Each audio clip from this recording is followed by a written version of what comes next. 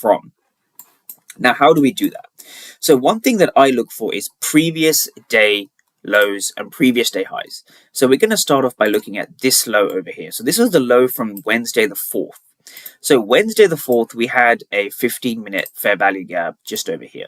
So this is how the market works. The market will create these fair value gaps, or the market will create these key levels in and around previous day lows and previous day highs.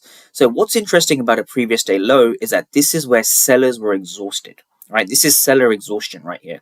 So if we just take this zone over to the right, we can start to see how the market interacts pretty accurately with these zones, right? So this zone was created. This is now a 15-minute zone, right? So this is not on the 4-hour. So this is our 4-hour zone, and this is our 15-minute zone.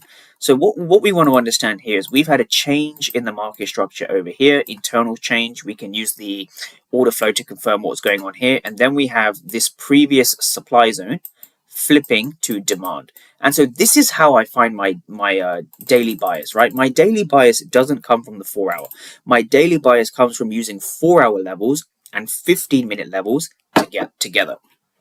So think about it this way. The core problem that I see traders face is that they don't have their direction down, or they struggle to find reversals or continuation. So this is how I would do it personally, right? So if I was looking at NASDAQ now, right, NASDAQ we can see is pretty close to the equilibrium, meaning this is premium, this is discount. We want to be buying in discount and we want to be selling in premium.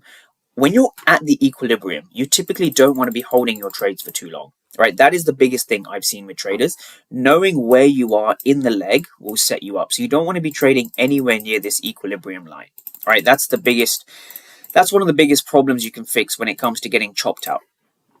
So how would I approach NASDAQ in terms of daily bias? So what I can see here again is we